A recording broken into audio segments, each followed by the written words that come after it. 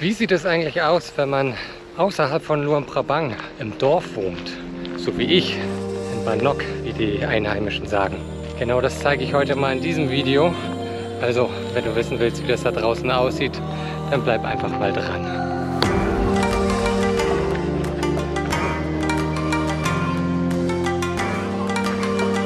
Hallo und sonnige Grüße aus Laos.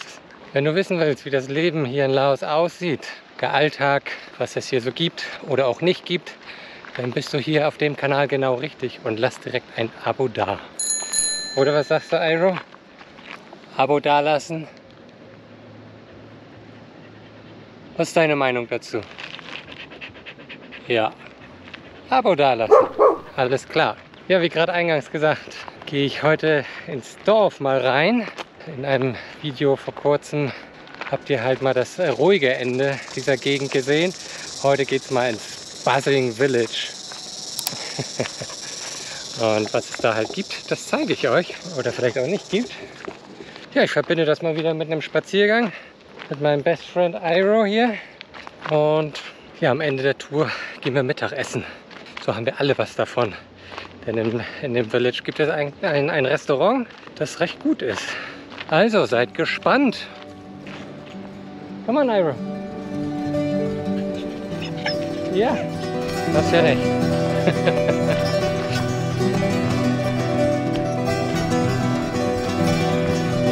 Also wie ihr schon seht, der Weg zu meinem Haus ist einfach nur eine Sandpiste. Ja, ist komisch, ne? Wenn Daddy so in seine Kamera reinquatscht. Verstehe ich ganz gut. Wie gesagt, der Weg zum Haus ist eigentlich nur so eine Sandpiste. So sieht das Ganze aus. Also wirklich jetzt in der Trockenzeit festgefahren und trocken. Ja, in der Regenzeit sieht das dann ganz anders aus. Hier kriegt ihr eine Ahnung davon, weil dann weicht das Ganze natürlich richtig schön auf und dann wird das super lehmig und es ist dann halt auch echt tief. Also das ist hier mehr als knöcheltief. Also da bleibt man dann auch leicht mal stecken. Vielleicht habe ich ein, zwei Bilder irgendwo auf meinem Handy. Die blende ich dann hier mal ein. Dann habt ihr mal eine Idee, wie das aussieht. Ist halt dann echt uncool. Also zu Fuß, so mit Badelatschen, so wie jetzt.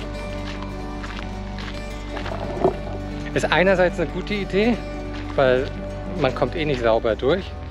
Andererseits eine blöde Idee, weil die Latschen bleiben dann halt auch echt stecken, weil es halt so lehmig ist.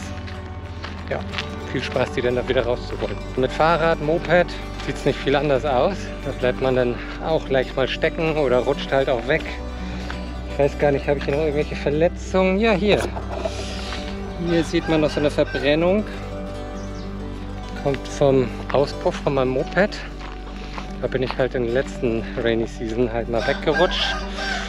Ja, und dann hat halt mein Fleisch ein bisschen gekokelt. So viel dazu. Ja, wir sind jetzt hier am Anfang des Dorfes. Hier sind jetzt so die ersten Häuser. Alles sehr ruhig. Das ist quasi der erstbeste Nachbar. Nach schätzungsweise 500 Metern kommt dann so der erste Nachbar. Jetzt sehr ruhig, ist halt Mittagszeit, also Siesta. Mittagszeit ist ein Stück weit heilig hier. Zwischen 12 und 13 Uhr gehen die Leute essen. So eine Mittagsstunde ist auch nichts Ungewöhnliches. Hier in diesem Verschlag, da ist eine kleine Nähstube drin.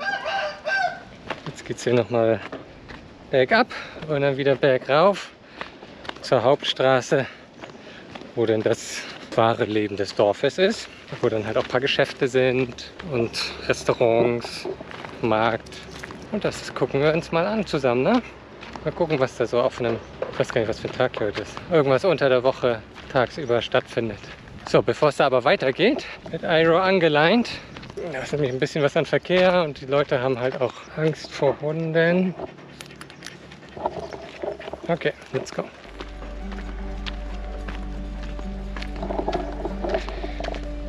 So, jetzt geht es halt hier bergauf kurz zur Hauptstraße. Hier sieht man auch, ja, ein Schotterweg, trocken und lehmig. Ihr könnt euch vielleicht vorstellen. dass das eine ganz schöne Rutschpartie sein kann in der Rainy Season. Hauptstraße, da sind wir. Hier ist übrigens der Müllspot, direkt an der Hauptstraße.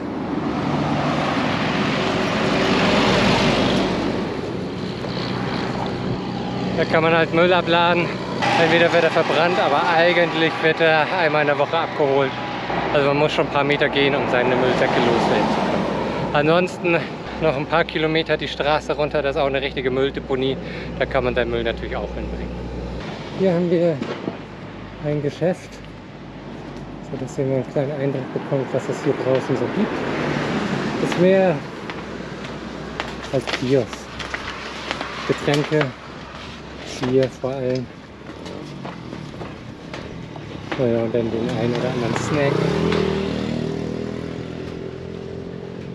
Das ist das, was es hier gibt. Quasi in jedem Geschäft fast das gleiche. Hier auch nochmal ein Topf, in dem Reis gekocht wird auf offenem Feuer. Das ist ganz normal hier, es wird viel auf offenem Feuer gekocht. Ja, wie gesagt, Hauptstraße, hier ist auch gut was an Verkehr, LKW-Verkehr.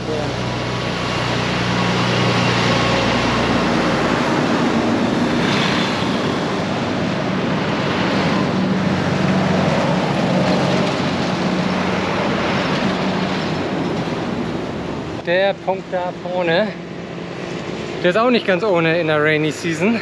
Da kommt dann halt auch gut Wasser runter und dementsprechend Geröll und dementsprechend ist dann halt auch die Straße gerne mal voll mit Geröll, was dann geräumt werden muss.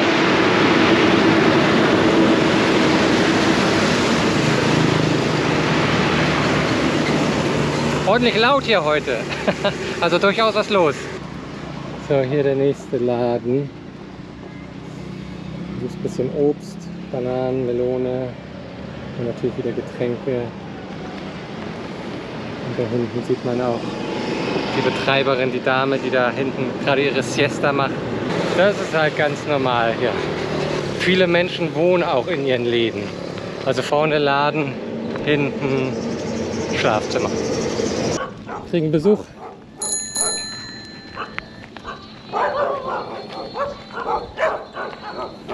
Ja, wie gesagt, viele Einheimische haben Angst vor Hunden, aber trotzdem haben sie alle einen oder auch mehrere. Ach, hier ist noch ein Laden. Wieder ein Kiosk, eine Nähstube. Hier kann man sich die Haare waschen lassen. Das ist auch recht populär, sich Haare waschen zu lassen hier. Wobei ich stehen geblieben. Genau, ja, viele haben halt Angst vor Hunden, haben aber Hunde. Letztendlich, um das Haus zu bewachen. So, das ist ein bisschen zwiegespaltenes Verhältnis. So, hier haben wir, ich nenne es immer so ein bisschen den Village Marktplatz. Ist kein richtiger Marktplatz, aber hier ist halt so eine kleine Ansammlung von Geschäften. Hier ist ein Kiosk mit Getränken. Man sieht auch da, die Dame macht gerade ihre Siesta.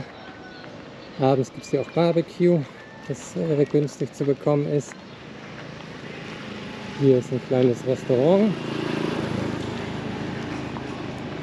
Und wieder ein kleiner Friseursalon. So sieht's aus. Das ist der Marktplatz hier. Das Barbecue hier ist eigentlich ganz gut. Ab und zu hole ich mir da was. Ist auch recht günstig zu haben und natürlich auch wesentlich günstiger als jetzt in der Stadt und an den Touristen-Hotspots. Dann gibt es natürlich Werkstätten für Mopeds. Hier ist auch eine. Da wird auch gerade was repariert. Da ist wieder Mittagspause angesagt. Die ganze Familie hat gerade Lunch hier. Und hier gibt es dann halt auch wieder ein bisschen Gemüse. Also ihr seht, es gibt viele kleine Geschäfte. Und es gibt noch viel Verkehr, der hier so durchrauscht. Ein LKW nach dem anderen. Offiziell ist die Geschwindigkeitsbegrenzung innerorts bei 40 km/h hier. Aber das bedeutet hier gar nichts. Die Leute brettern durch, wie sie wollen. Wie gesagt, und es gibt halt jede Menge kleine Geschäfte. Jeder hat halt irgendwie ein bisschen was. Also sehr limitierend. Das heißt halt auch, wenn man dann halt irgendwie mal was haben möchte, ist jetzt nicht so mit eben mal schnell in einen Supermarkt gehen erledigt. Ah, hier kann man auch Hühner kaufen.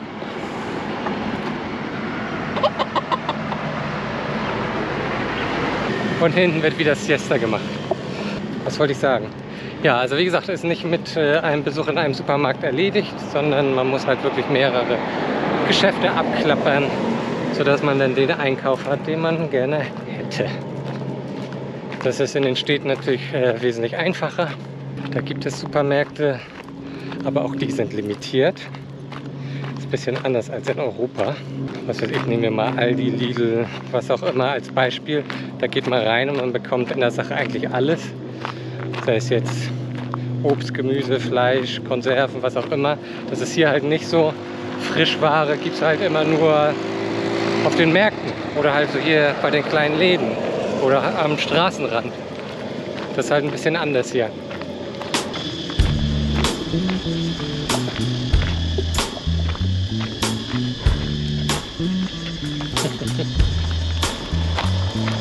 Ja, wie ihr sicherlich jetzt auch schon gemerkt habt, wir laufen hier am Straßenrand. Es gibt hier nämlich keine Fußwege oder Radwege oder was auch immer. Es ist halt immer nur eine Straße. Das heißt, das Leben findet halt wieder auch auf der Straße statt. Und man muss halt immer ein bisschen aufpassen, wie ich jetzt als Fußgänger, dass mich keiner über den Haufen fährt. Also da habe ich schon die eine oder andere Situation gehabt, wo es wirklich mal eng wurde. Ja, oder wo ich auch Iro mal ganz schnell beiseite ziehen musste, weil dann halt wieder so ein LKW angebrettert kam. Aber auch selbst, wenn man halt mit einem Moped oder so unterwegs ist oder mit einem Auto, da ist immer irgendwas auf der Straße. Also seien es jetzt Hühner, Kühe, Ziegen, Kinder. Das Leben findet einfach auf der Straße statt. Die Gefahr, dass irgendwie hinter der nächsten Kurve irgendwie was ist viel zu groß hier. Und mal abgesehen davon sind viele Straßen in einem schlechten Zustand. Das sind dann manchmal auch wahnsinnig große Schlaglöcher. Naja, wenn man da halt reinfährt, dann gute Nacht. Dann ist das Moped oder das Auto aber auch hin. Ja, hier nochmal eine Werkstatt. Auch der Kollege macht gerade Mittagspause in der Hängematte. Hier vorne gehen wir rüber, Straße ist gerade frei. Wie gesagt, man muss echt aufpassen. Gerade hier an der Stelle. Wir brettern sie gerne durch. So, hier vorne ein ganz neuer Friseursalon. Aber auch hier ist Pause gerade. Sabadi Ai, Sabadi Ba.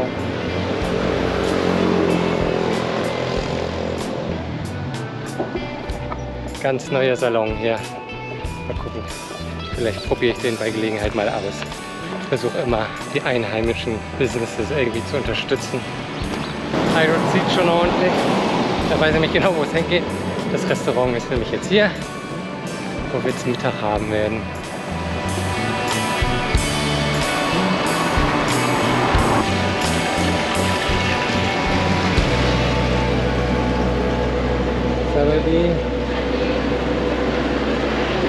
Ja, hier draußen werden immer die Salate gemacht.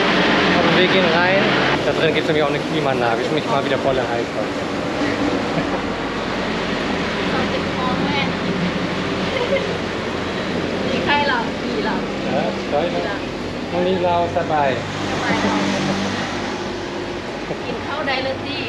Ich habe nochmal versichert, dass es eben heute gut geht.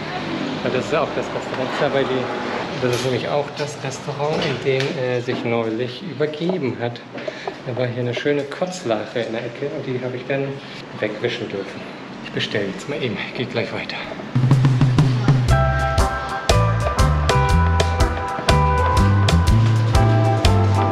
Die Speisekarte ist nur lautisch, aber ist kein Problem.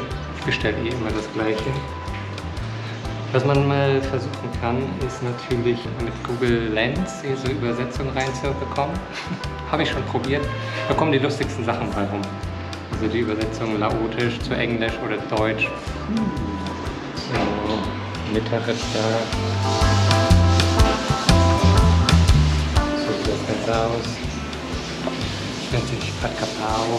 Ist in der Sache Reis, Hackfleisch normalerweise auch mit Chili, aber ich habe gesagt, ich möchte es nicht scharf haben, weil am Ende bleibt immer eine kleine Portion auch für Iro übrig. Und ja, das soll ich mir auch bekommen. Nicht, dass er mir hier wieder in den Laden reinkotzt. Und obendrauf gibt es heute noch ein Spiegelei. Einfache Küche, aber sehr lecker. Das werde ich mir jetzt gönnen. Danach laufen wir zurück, quasi genau den gleichen Weg. Also, wenn ihr es nochmal sehen wollt, könnt ihr das Video einfach rückwärts nochmal abspielen und dann wisst ihr, wie es hier draußen aussieht. Ich hoffe, euch hat es gefallen, mal so einen kleinen Einblick zu bekommen in so ein typisches laotisches Dorf außerhalb der Touristengegenden. Wenn ja, dann lasst doch gerne ein Like da, abonniert den Kanal. Oder, Aaron? Kanal abonnieren?